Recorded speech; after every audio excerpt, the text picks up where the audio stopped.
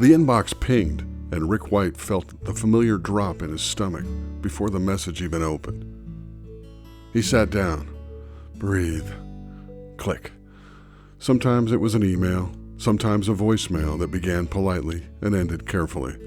Either way, it carried the same weight. You interviewed well, but... Rick knew how to interview. Arrive early, firm handshake, clear answers, ask a question or two. He'd learned that much. But then the background check would come through like a train wreck and knock him out of contention. He was 29 when the timeline started, 15 months inside, 2.5 years out, trying to begin again. He didn't frame it as a story, it was simply what had happened. Most people dealt with the past one of two ways. You stepped around it like a loose board, or you talked it over and over, hoping words could wear it smooth. Rick had tried both. Neither changed what happened when the record appeared. The rejections didn't hurt because they were harsh. They hurt because they were so ordinary, copy-paste polite, as if someone kept a template label, sorry about your whole life. He'd look at the screen, think, okay, next one, and later that night think, how many next ones until the list runs empty? One particular week stayed with him. Nothing big happened. He just let the inbox sit. A day passed, then two. He told himself he needed a break from the screen. What he was really doing was testing what it might feel like to stop trying, to let the quiet settle in and see if he could carry it. Then a friend called. Ordinary call, mid-afternoon, cars humming in the background. Hey, you still looking? Rick paused. Yeah, always. There's this place, Awake Window and Door in Gilbert. Rick pictured beige carpet, forced smiles, another background check that ended things. So they just hire anybody, he asked. His friend laughed. Not mean. The kind that said Rick wasn't wrong to wonder.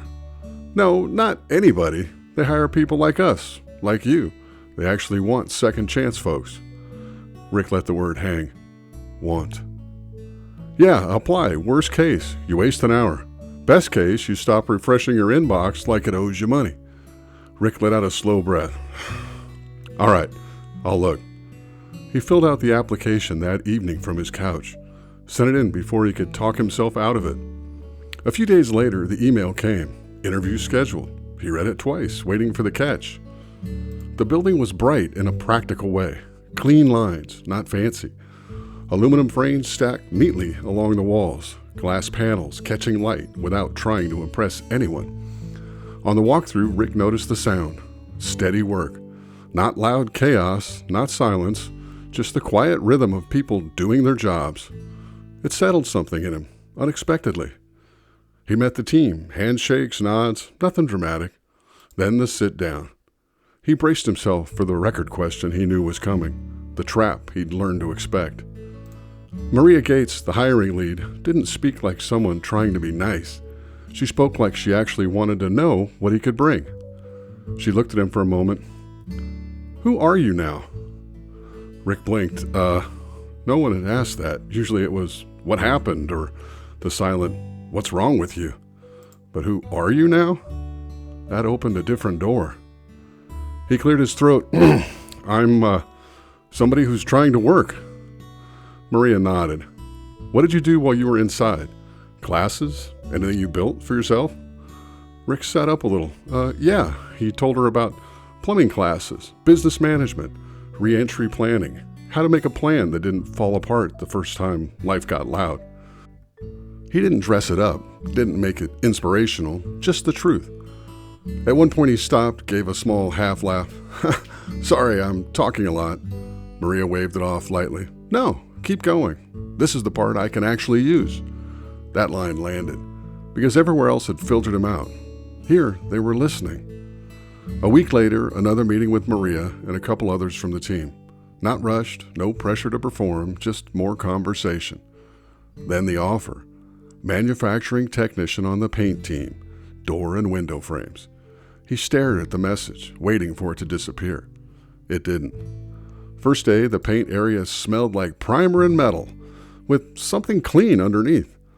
Someone handed him gear, explained the process, without talking down. Okay, a coworker said, if you mess up, just tell me. don't panic fix it. That's when it gets weird. Rick nodded. I'm familiar with panic fixing. Coworker grinned. Yeah, we all are. The work was steady, demanded attention, rewarded showing up. There was a time clock by the door. First badge in, Rick watched his own hand like it belonged to someone else. Small sound, but it meant you're expected here. Weeks became months. He felt pressure every day to do everything right, to not give anyone reason to regret the chance. That pressure sharpened over time. 7 months in, one week arrived that felt heavier than the others. A bill showed up he hadn't budgeted for. Another unexpected hit that made the numbers look tight again. A call from family turned tense. Words that lingered long after they hung up. Nights stretched, sleep slipping away even though his body was exhausted. The pressure had been building quietly, but this week it pressed hard enough that the old doubts started whispering again. The old Rick would have swallowed it all, kept it locked inside, handled it alone, or handled it the way he used to, badly. He stood in the parking lot after shift, keys in hand, staring at his car, looking around, not leaving. The thought came slow and clear. Maybe I'm not built for this. Maybe this stability is borrowed and it's gonna run out soon. It wasn't a loud panic, just a steady, familiar whisper that felt too true to ignore. He almost got in the car, almost drove away, and let the day end in silence. Almost.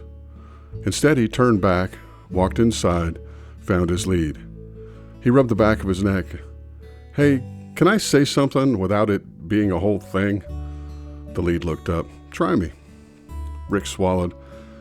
I'm having a week where my brain's telling me to do something stupid.